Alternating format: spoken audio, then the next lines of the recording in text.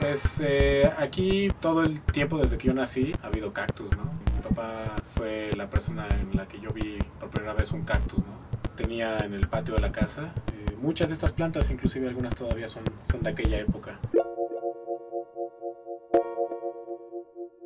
Con el paso de los meses fui incursionando en algunos otros tipos de tareas aquí en el invernadero, que no nada más era regar las plantas. Me empecé a interesar en la siembra de cactáceas, que era lo que ya hacía mi papá desde hace varios años, por un método que él había aprendido con algunas personas que también se dedicaban a esto, de germinar semillas de cactáceas en frascos, ¿no? Estériles. Para mí es una cuestión de familia, de tenerlos aquí toda la vida, y aparte cobra un significado más allá del ámbito local o aquí personal, como una especie de identidad. Realmente yo me siento bien identificado con las cactáceas mexicanas, aunque hay muchas plantas aquí que no son mexicanas. Pero yo creo que es muy rica la variedad que hay aquí en México en plantas de este tipo, y yo creo que es digno de admirarse, así como se admiran las pirámides o se admiran las playas, otro tipo de cosas. Yo creo que hay un valor muy grande que está en las plantas cactáceas y suculentas en general.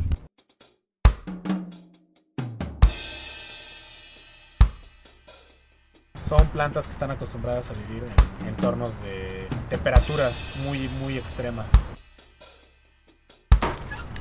Aquí lo que están viendo es dos especies. Bueno, hay tres plantas distintas, ¿no?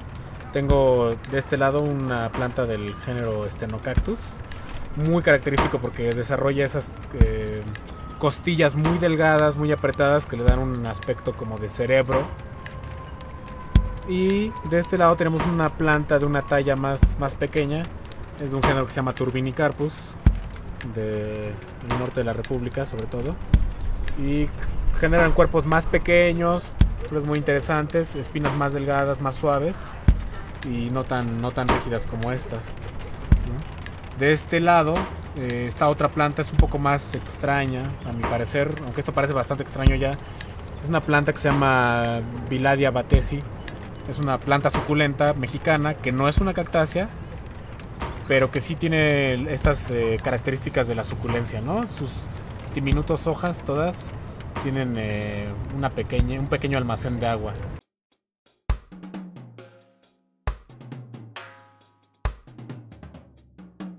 Hay que tener un poco más de control acerca de las temperaturas en las que se encuentran las plantas, el nivel de humedad que tienen las plantas y la cantidad de luz, la cantidad de agua. Es por eso que aquí desarrollamos estas estructuras donde colocamos muy sencillamente techos de fibra de vidrio con unos marcos de metal. Simplemente esto nos permite tener un entorno aquí en la ciudad donde tenemos unas lluvias muy sincronizadas. Cada año sabemos cuál es la época de lluvia. Nos permiten esas épocas, que es en este momento, controlar la cantidad de agua que las plantas toman. Todo el agua que cae en los techos que están aquí van y se recolectan en un sistema que tenemos de captación de agua fluvial, que después es la misma agua que usamos a lo largo de año para regar nuestras plantas.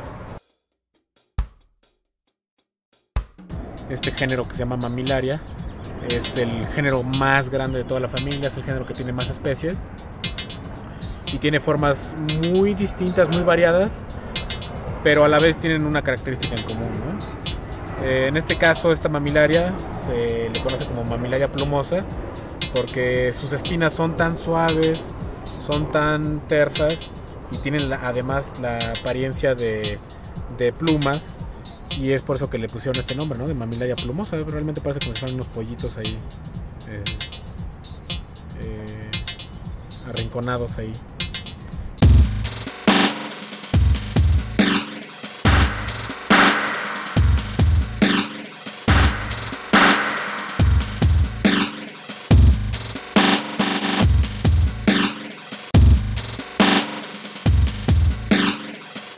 Estas épocas del año es una situación aquí donde hay mucha disponibilidad de luz y no todas las plantas la toleran, entonces hay que procurarles un poco más de sombra a algunas, a otras menos, y para eso hemos aquí puesto estas mallas que nos ayudan a reducir la radiación que están obteniendo las plantas. Pero por ejemplo aquí tenemos otra planta que también es un miembro de la familia de las cactáceas, tiene una forma completamente distinta, ¿no? Para empezar es más gordito, tiene una figura más geométrica y no tiene espinas. Tiene aquí unas pequeñas vellosidades, unos pequeños puntitos que va desarrollando que se llaman estigmas, son blanquitos y que le sirven para, en el caso de que estén expuestos a la radiación solar muy intensa, a reflejarla, ¿no? A reflejar esa radiación y no calcinarse. Normalmente el crecimiento de las plantas comienza aquí en esta zona que se llama el ápice. En esta zona del ápice hay una cosa que se llama el meristemo. El meristemo es una región donde hay células indiferenciadas, serían el equivalente a las células madre en el cuerpo humano, donde las células van especializándose, ¿no? Algunas van a formar tejido aquí vascular, tejido de la pared, algunas van a desarrollar espinas, en el caso de los que tienen espinas, otros van a ir para los órganos florales, y esa zona apical va creciendo en una especie de espiral, por lo general, va asignando una especie de secuencia y una especie de crecimiento alternado en cada una de estas direcciones que tiene, ¿no? En este caso este cactus tiene un crecimiento en 5 direcciones. Y bueno, algunas personas que se han dedicado a estudiar las cactáceas y su relación con los números han encontrado una relación con una secuencia matemática que se llama la serie de Fibonacci, que es una serie que se ha asociado con otro tipo de crecimiento, de otro tipo de desarrollos y procesos que existen en la naturaleza.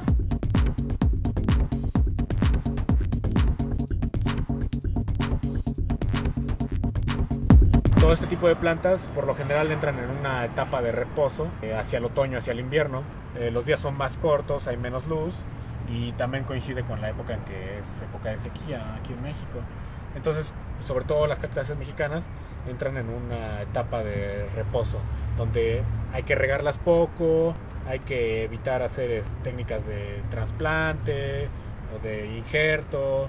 Realmente es una época donde no hay mucho crecimiento vegetativo, pero suele haber una actividad más de tipo reproductiva, ¿no? Muchos cactus suelen florear en época de invierno o principios de la primavera.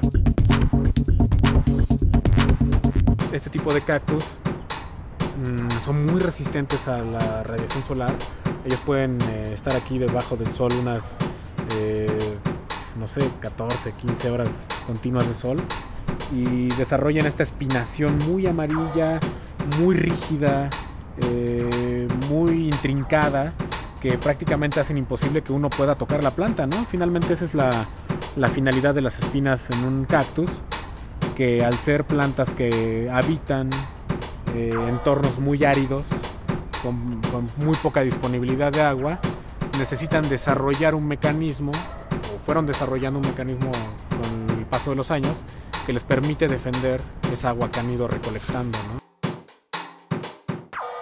Aquí lo que me gusta y me llena de satisfacción de este espacio que tenemos aquí dentro de la ciudad es un espacio de maravilla, ¿no? Es un espacio que no deja de maravillar a la gente que viene a conocerlo, y aunque no es un espacio abierto al público en general, está funcionando como una especie de laboratorio de cómo cultivar vegetales, en este caso plantas cactáceas y suculentas, en un entorno urbano. A mí me parece muy importante que en una ciudad como la Ciudad de México, con las características arquitectónicas y de construcción tradicionales aquí, desarrollemos alternativas para reverdecer nuestra ciudad y evitar un poco pues este fenómeno, que es cierto que hay un fenómeno de desertificación al interior de la ciudad, ¿no? Realmente está comprobado que dentro de la ciudad puede haber temperaturas y situaciones de humedad ambiental que podrán llegar a ser muy similares a las de un desierto, siendo que en los alrededores las características de temperatura y de humedad suelen ser más moderadas, y esto se debe principalmente a que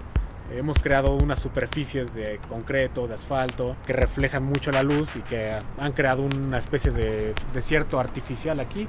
Si ustedes se suben a cualquier azotea en esta Ciudad de México, van a observar el mismo panorama que tenemos aquí. Van a observar una placa de cemento, o bueno, en el caso aquí concreto de impermeabilizante, donde no crece nada, realmente no está creciendo nada. Crecen tinacos, crecen tubos, crecen antenas, pero realmente es una superficie de la ciudad que está siendo poco aprovechada, realmente está siendo muy mal aprovechada, y yo creo, no soy el único, creo que hay mucha gente que está ha reconocido que tiene mucho potencial. Son espacios muertos que podemos ocupar para cultivar verduras, para cultivar flores, cualquier tipo de vegetación que ustedes quieran. A mí, mi propuesta, mi recomendación es el cultivo de plantas suculentas porque requieren un poco menos de mantenimiento constante, ¿no? Obviamente una colección grande requiere mucho mantenimiento, pero no es tanto el mantenimiento como mantener un césped, ¿no? Yo apuesto más por la vegetación local o por vegetación xerofíctica, ¿no? Que es la vegetación que se adapta bien a los entornos de aridez. Creo que es importante aquí es que todos alguna vez nos subamos a nuestra azotea, veamos cómo se ve, qué aspecto tiene y verle el potencial, ¿no? Verle el potencial desde poner una planta, poner un pequeño techo, hacer un espacio más habitable, porque de verdad que hay lugares en la Ciudad de México que están siendo muy mal aprovechados.